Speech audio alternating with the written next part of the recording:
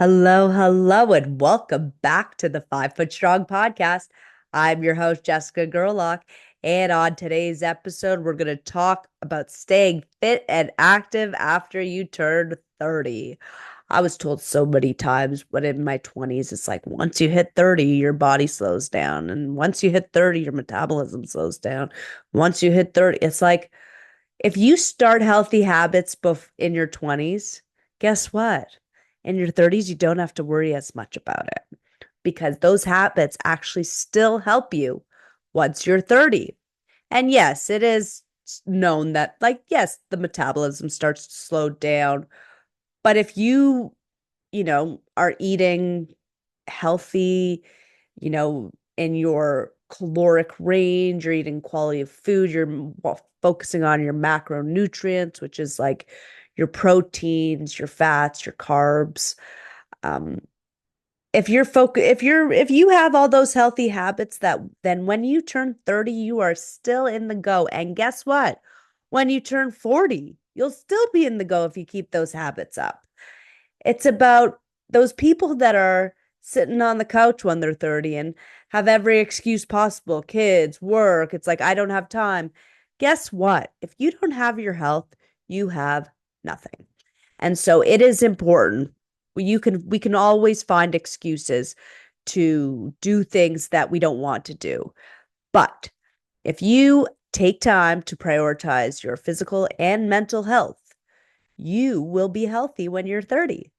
Well, hopefully, there's things that you cannot control, but everything that's controllable, a healthy lifestyle will definitely be able to help.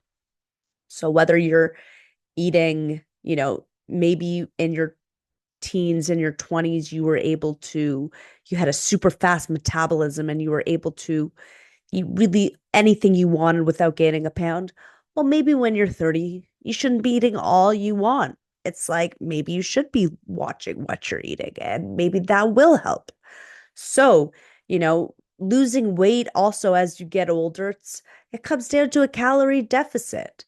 Whether you're 20 or 40 or 60, if you're in a calorie deficit and you are keeping active, then you should be losing weight. It really just comes down to calories in versus calories out.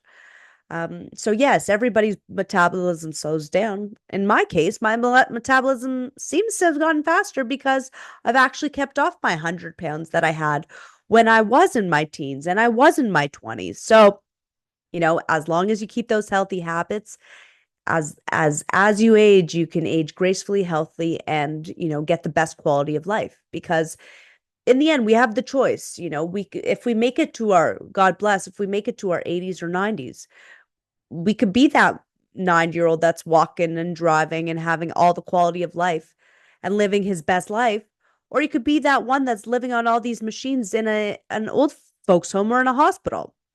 So focusing on your healthy habits earlier, the better. It's important, but it's never too late to make a healthy change in your life. Even if you are in your 60s, even if you are in your 70s, move more, walk more, eat better, sleep better, manage your stress levels better.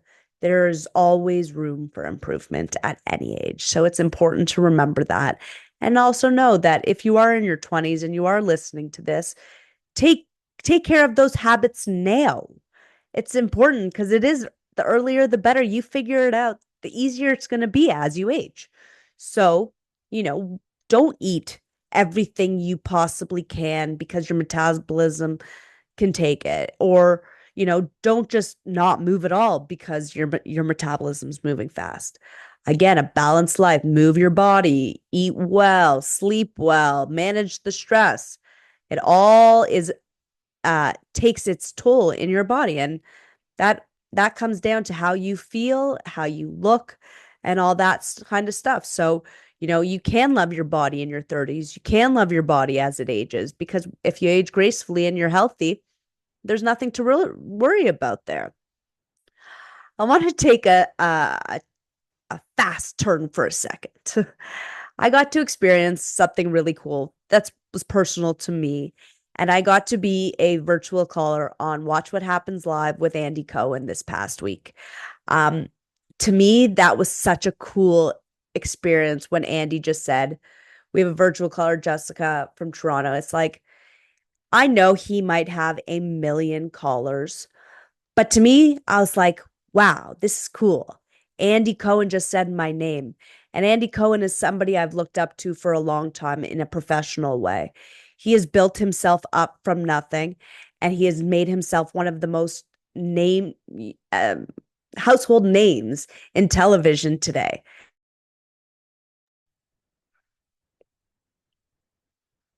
So he is somebody I've looked up to for a long time. He is a Jewish brother of mine, and I've looked up to him because he was an assistant and he's built himself up, and he always saw himself in television, and now he is the head honcho at Bravo, and I think that's a pretty cool thing. Like, there are executives behind the scenes, but Andy's the face of it, and to build such a brand that whether you're in your 20s or in your 50s, most people know who Andy Cohen is. So I think that's a very cool thing to have built his name and got to be on his show. And I also want to talk about his guests that I got to say hi to is was Natasha Lyonne and Emma Roberts. And I thanked them right on television. And I said, thank you for being strong and fierce women.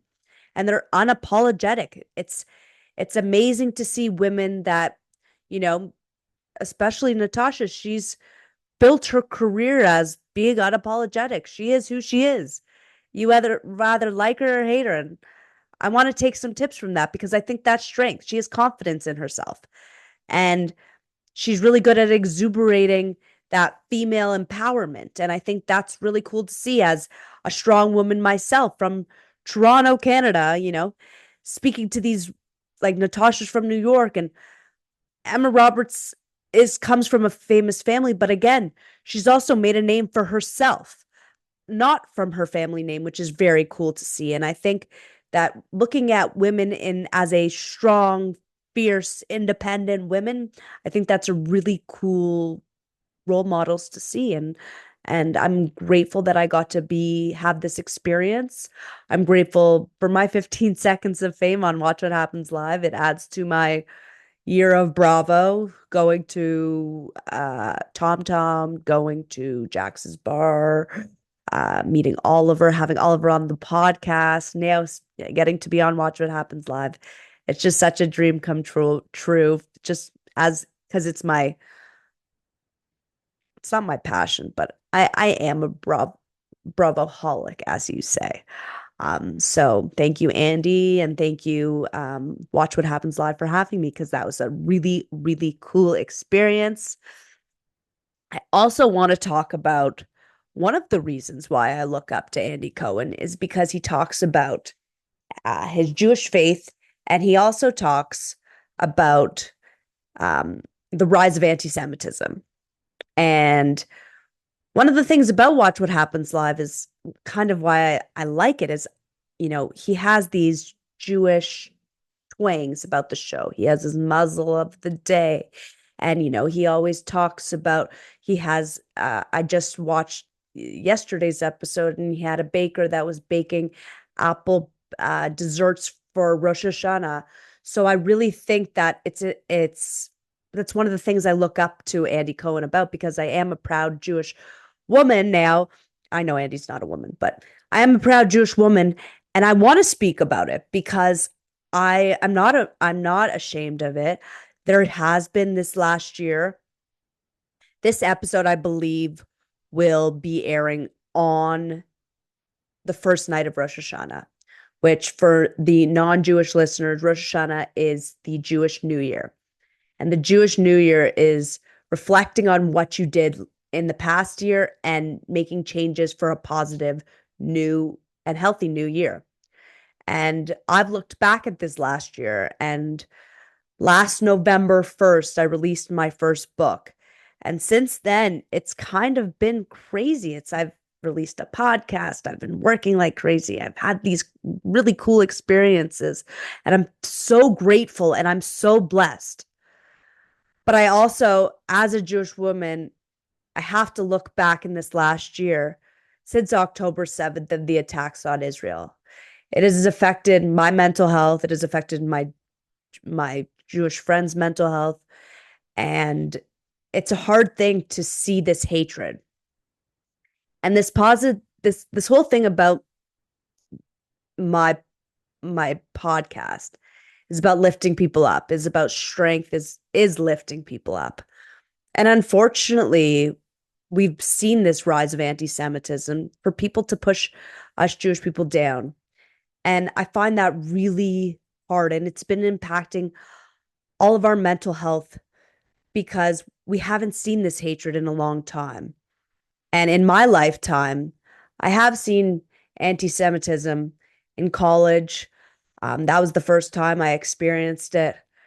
But the fact is there's no hatred in the world that will bring down the love of the Jewish people and the strength of the Jewish people.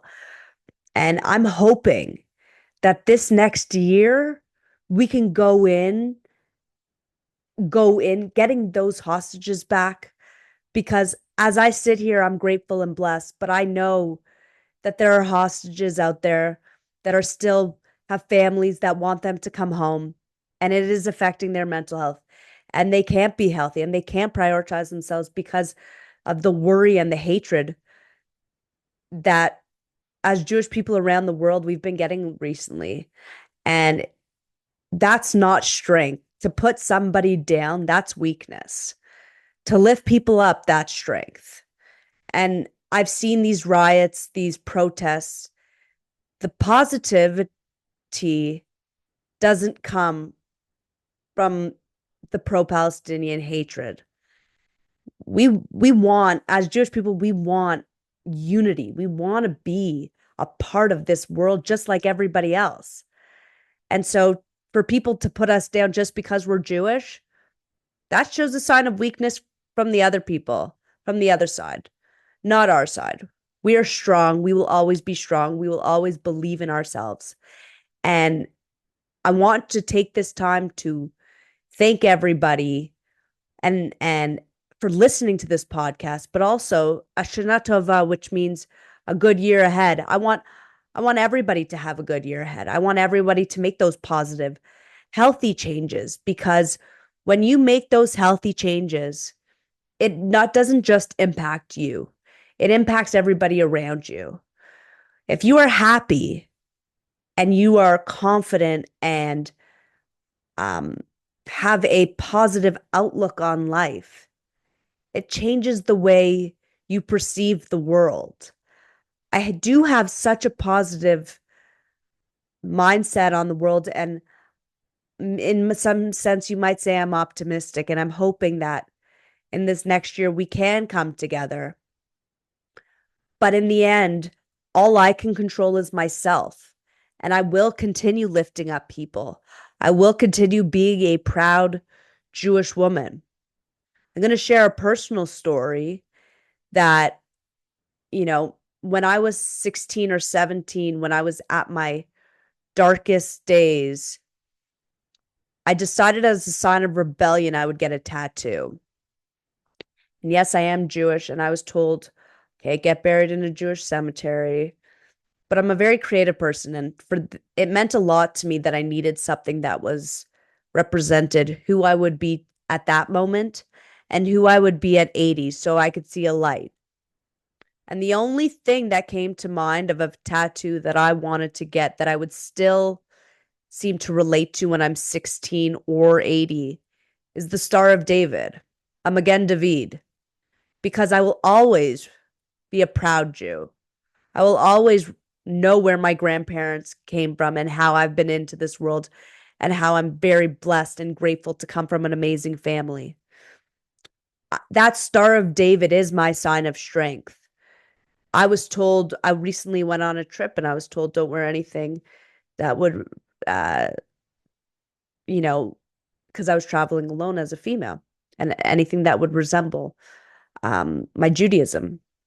And I thought to myself, well, guess what? I have a tattoo on my back. And, for a second, I was like, why? This is, I shouldn't have fear. And at that second, I said, I'm not being fearful.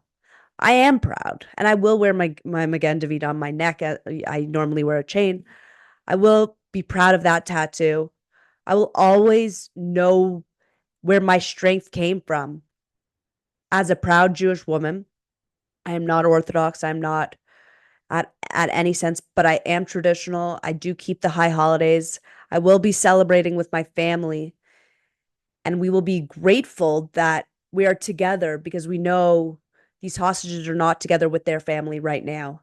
And we got to be strong for them to know that one day, hopefully, we could see a light at the end of the tunnel and we could see that positivity again, because this last year has been really hard for a lot of people to see the positivity at the end of the day.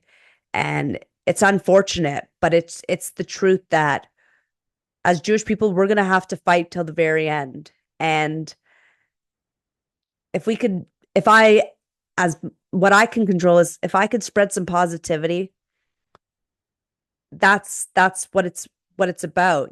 I personally, I think that hatred and negativity and putting people down and being bullies is a sign of weakness. And I believe that uplifting people and bringing positivity in this world and trying to make a healthy change in this world is strength.